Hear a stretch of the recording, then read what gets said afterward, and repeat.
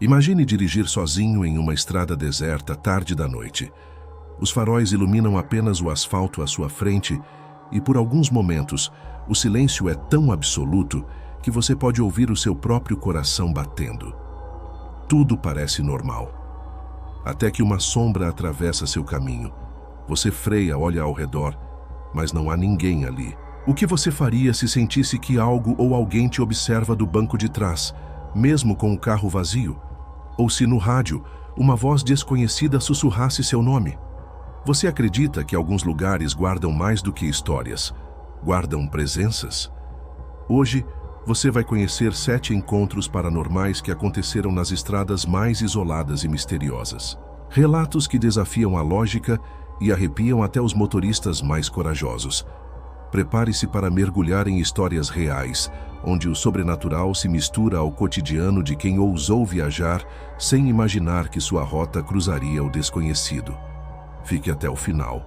Você vai perceber que nas estradas mais escuras, nem sempre estamos tão sozinhos quanto pensamos. E lembre-se, o último relato pode mudar a maneira como você enxerga uma simples viagem de carro.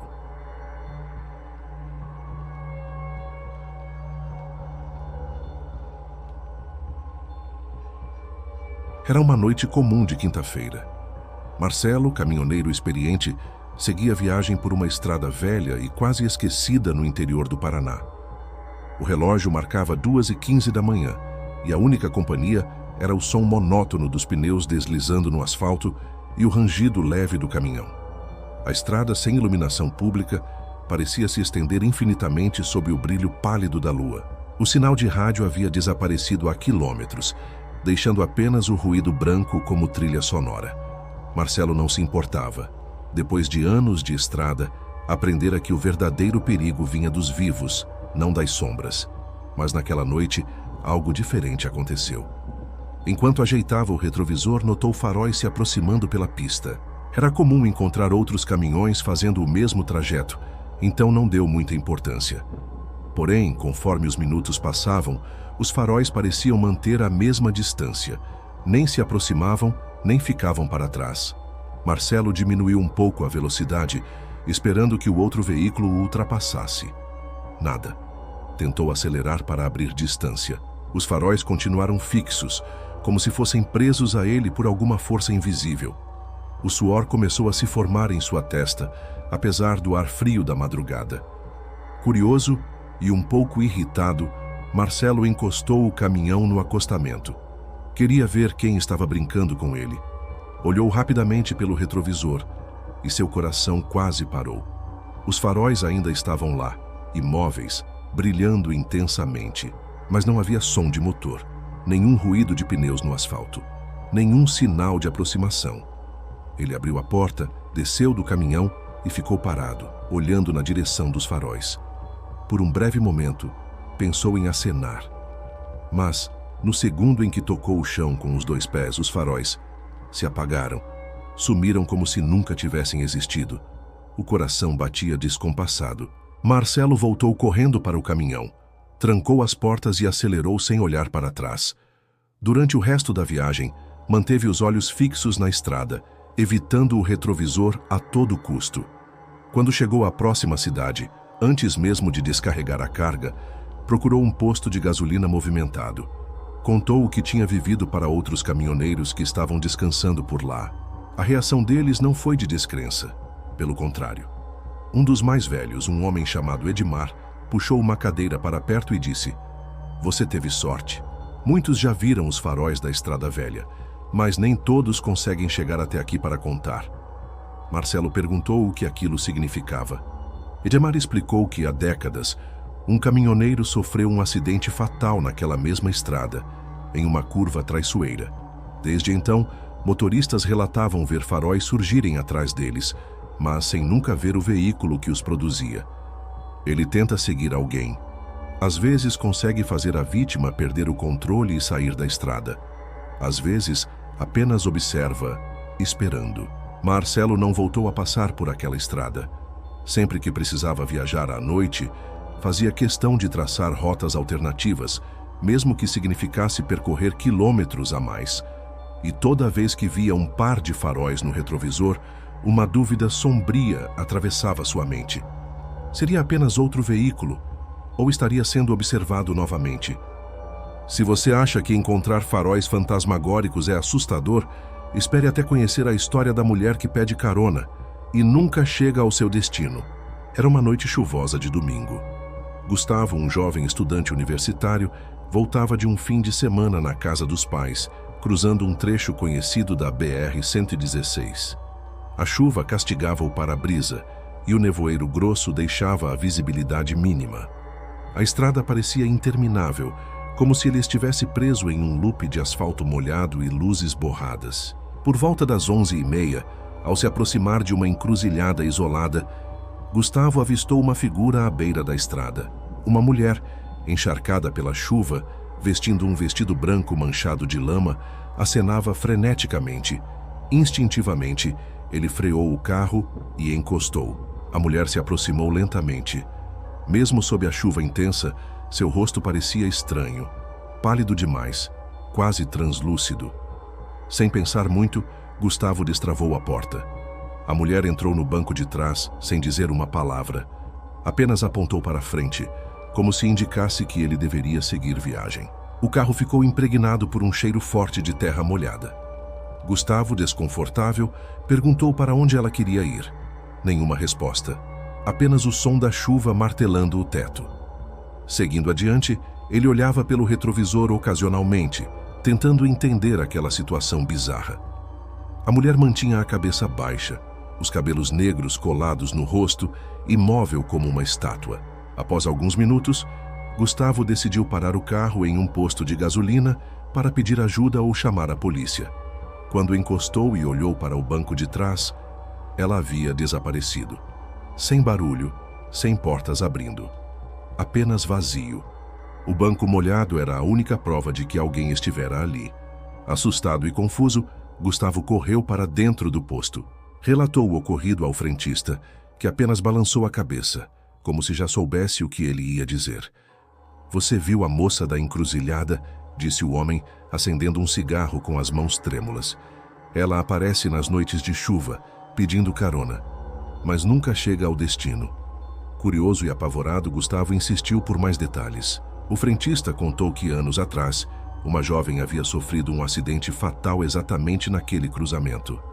Estava a caminho do casamento, mas jamais chegou à cerimônia. Desde então, motoristas relatavam encontros semelhantes, todos descrevendo a mesma mulher no mesmo local, nas mesmas condições.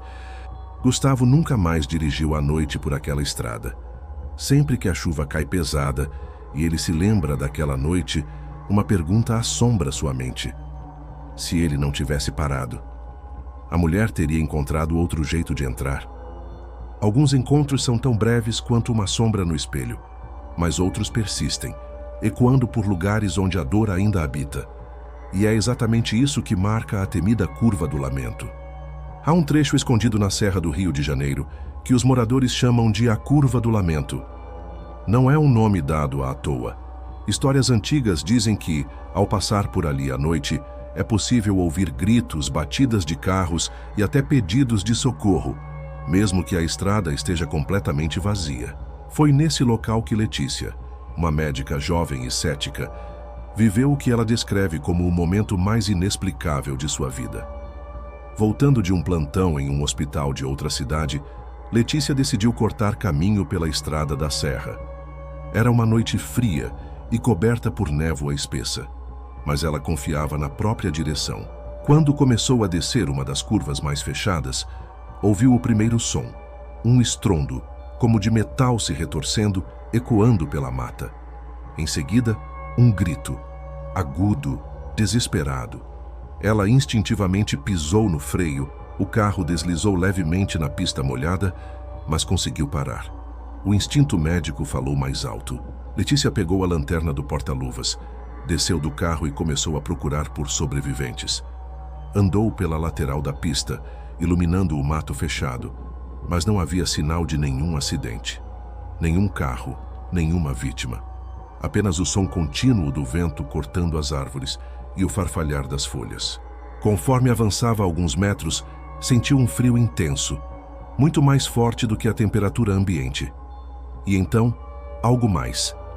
Passos atrás dela, leves e descompassados, como se alguém mancando tentasse alcançá-la. Virou-se rapidamente, mas não viu nada além da escuridão. Com o coração disparado, Letícia voltou para o carro.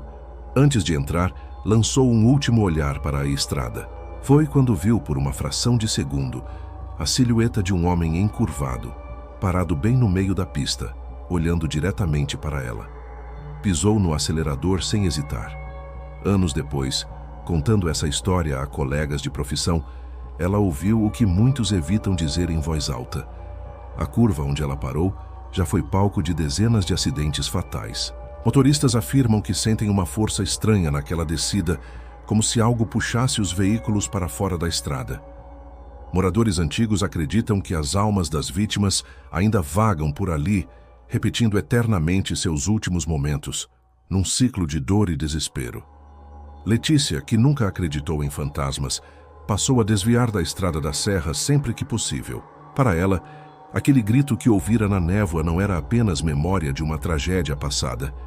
Era um chamado vivo, tentando arrastá-la para um destino que não era o seu. E se você acha que evitar um acidente é suficiente para escapar do sobrenatural, espere até ver o que acontece quando as próprias luzes da estrada te perseguem sem deixar rastros. No interior do Nordeste, existe uma estrada de chão batido, pouco iluminada, que conecta dois pequenos vilarejos afastados. É um caminho evitado por muitos, especialmente à noite, por conta das histórias que se contam entre os motoristas mais antigos. Carlos, caminhoneiro acostumado a longas viagens noturnas, decidiu atravessar aquele trecho para economizar algumas horas de viagem. Era pouco mais de meia-noite quando pegou a estrada. A noite estava límpida, a lua cheia iluminando parte do trajeto, mas a sensação de isolamento era quase esmagadora. Após cerca de meia hora de viagem, Carlos percebeu luzes aparecendo no retrovisor. 2 faróis brancos como de um carro comum. Achou estranho, já que era raro encontrar outros veículos naquele trecho. Acelerou um pouco, mas, para sua surpresa, os faróis continuaram atrás dele, mantendo a mesma distância. Tentou olhar melhor pelos espelhos. Não conseguia distinguir a marca ou modelo do carro, apenas as luzes fixas e brilhantes, pairando na escuridão. Decidiu diminuir a velocidade, pensando que o outro veículo queria ultrapassá-lo. Encostou o caminhão, sinalizou com os pisca-alertas e esperou. Nada aconteceu. Os faróis também pararam, mantendo a mesma distância, imóveis. Carlos então fez algo arriscado. Desligou o motor e desceu da cabine para observar melhor. A estrada estava silenciosa, apenas o som distante de grilos e o vento cortando a vegetação rasteira. Olhou novamente. Os faróis ainda estavam lá, mas não iluminavam nada. Nem a estrada, nem a poeira. Era como se fossem apenas 2 olhos brilhando na escuridão. Um calafrio percorreu seu corpo. Sentiu que algo estava profundamente errado. Voltou rapidamente ao caminhão e ligou o motor. Enquanto arrancava em alta velocidade, olhou uma última vez pelo retrovisor. Os faróis simplesmente desapareceram. Sem farol alto, sem desvio de rota, sem ruído de motor. Apenas a escuridão vazia da estrada atrás dele. No dia seguinte, ao contar o ocorrido em uma parada para caminhoneiros, ouviu relatos semelhantes. Muitos já tinham visto as luzes. Alguns diziam que se o motorista parasse e saísse do veículo para investigar por tempo demais, as luzes se aproximariam e o levariam. Levariam para onde ninguém sabia, mas todos que arriscaram a parada longa demais naquela estrada nunca mais foram vistos. Carlos, que antes ria dessas histórias, agora carrega sempre um amuleto no painel do caminhão. Uma pequena cruz de madeira, presente de sua avó, para protegê-lo das coisas que não conseguimos entender. Desde aquela noite, ele diz que nunca mais subestimou as estradas desertas, porque às vezes o que te segue não quer apenas ultrapassá-lo. Mas nem sempre o que aparece na estrada é uma ameaça invisível. Às vezes o que surge no meio do caminho é muito real e impossível de ignorar, especialmente quando se trata de uma criança sozinha no escuro. Era para ser apenas mais uma entrega comum para Elisa, motorista de aplicativo que, vez ou outra, aceitava corridas intermunicipais para aumentar a renda. Ela dirigia pela rodovia que ligava cidades do interior do Mato Grosso em uma noite de céu limpo e lua nova. A estrada estava vazia, tão escura que parecia engolir os feixes de luz dos faróis. Passava das 2 da manhã quando Elisa, exausta, pensou ter visto algo adiante. Apertou os olhos para enxergar melhor. Uma figura pequena, parada bem no meio da pista. Conforme se aproximava, percebeu que era uma criança. Parecia ter uns 5 ou 6 anos, com roupas antigas e sujas, os pés descalços, cabeça baixa. Instintivamente, Elisa freou bruscamente para não atropelar o menino. O carro derrapou levemente no asfalto poeirento. Ela parou a poucos metros da criança. O coração batia acelerado. Sem saber o que fazer, abaixou o vidro e gritou, tentando chamar a atenção da criança.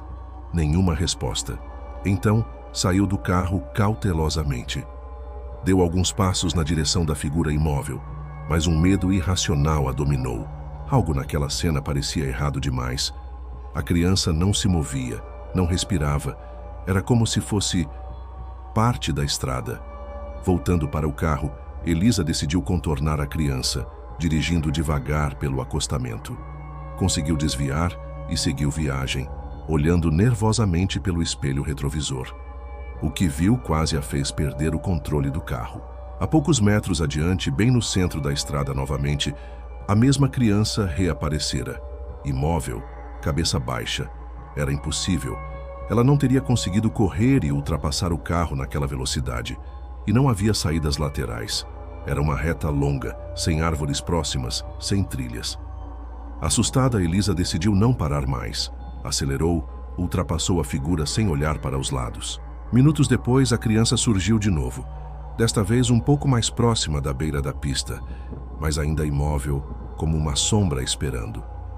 Ela continuou dirigindo, rezando baixinho, o volante trêmulo em suas mãos. Quando finalmente viu as luzes de um posto de combustível ao longe, foi como encontrar um oásis no deserto. Elisa parou o carro bruscamente, correu para dentro do estabelecimento e pediu ajuda. Funcionários e outros motoristas a acalmaram. Quando contou o que havia visto, um dos frentistas, um senhor de fala arrastada, comentou: "Faz anos que ela aparece por aqui. Dizem que é o espírito de uma menina que morreu atropelada nesta estrada, procurando a mãe."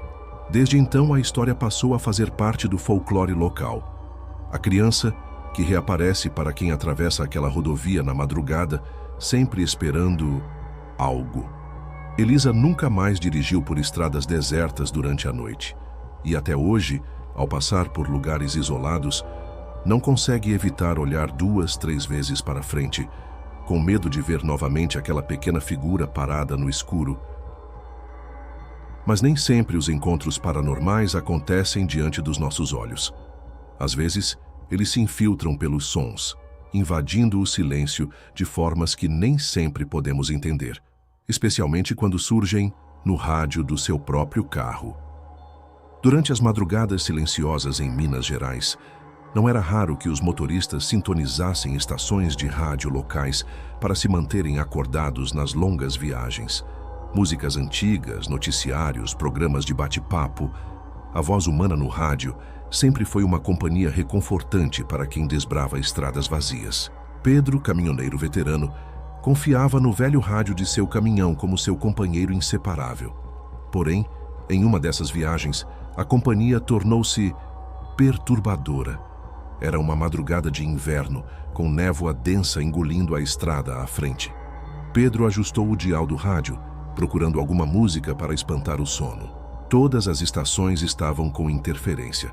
Chiados, cortes bruscos de sinal. Frustrado, deixou em uma frequência qualquer onde conseguia, ao menos, ouvir ruído branco.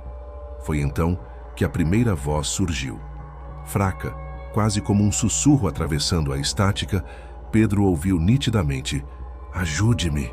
Pensou que era uma interferência ou alguma transmissão distante. Ajustou o rádio novamente, mas quanto mais girava o botão, mais claro ficava. "Não me deixe aqui."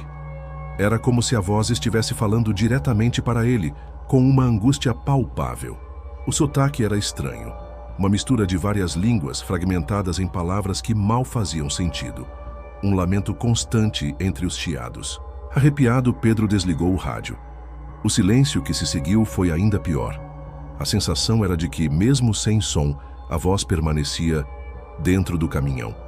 Decidiu parar em um posto para respirar e tentar entender o que estava acontecendo. Ao desligar o motor, por um momento tudo ficou normal, mas ao tentar religar o veículo, o rádio ligou sozinho, no volume máximo. Dessa vez, a voz gritava. Pedro puxou os fios do rádio para arrancá-lo, desesperado. Quando conseguiu desligar o aparelho definitivamente, percebeu algo ainda mais assustador. No vidro embaçado da janela, do lado de fora, havia marcas de mãos pequenas, como se alguém tivesse tentado entrar. Sem pensar duas vezes, Pedro ligou o motor e acelerou, sem parar até a próxima cidade. Dias depois, comentando o episódio com um mecânico local, ouviu um relato perturbador.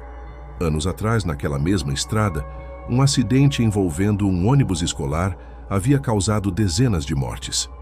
As crianças e o motorista morreram presos no veículo, tentando, em vão, chamar ajuda por rádio amador. Dizem que até hoje, em noites de névoa, as vozes perdidas ainda tentam alcançar quem passa por ali, usando qualquer sinal disponível para serem ouvidas. Desde então, Pedro passou a viajar com o rádio desligado nas estradas isoladas, porque às vezes o que você ouve não quer apenas companhia, quer ser salvo. E nem sempre você consegue voltar depois de ouvir um pedido desses. Mas se você acha que vozes no rádio são perturbadoras, espere até ouvir sobre aqueles que entram e não deixam você sair.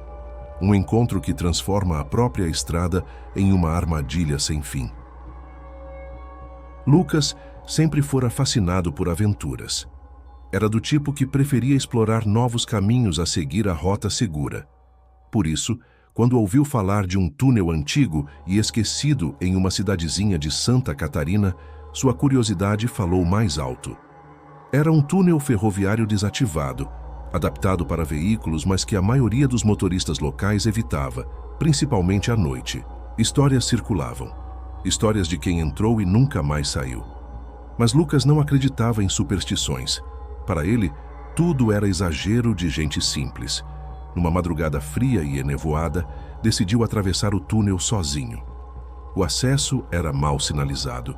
Apenas um velho portão de ferro enferrujado, deixado entreaberto. Lucas, empolgado, ligou a câmera do celular para documentar a aventura. Assim que entrou no túnel, a recepção foi imediata. Uma escuridão densa e pesada, como se a luz dos faróis fosse engolida a poucos metros. O túnel parecia se estender infinitamente. Lucas dirigia devagar, atento a cada ruído. O ar lá dentro era estranho, pesado, quase sufocante, carregado de um cheiro de terra molhada e ferrugem. Após alguns minutos, algo estranho aconteceu. Apesar de ter dirigido por tempo suficiente para atravessar o túnel, a saída simplesmente não aparecia. Ele começou a ficar inquieto. Reduziu ainda mais a velocidade. O rádio chiava baixinho, captando estática intermitente. De repente, batidas começaram a ecoar pelas paredes. Batidas secas, rítmicas que pareciam se aproximar. Lucas acelerou. O túnel parecia interminável.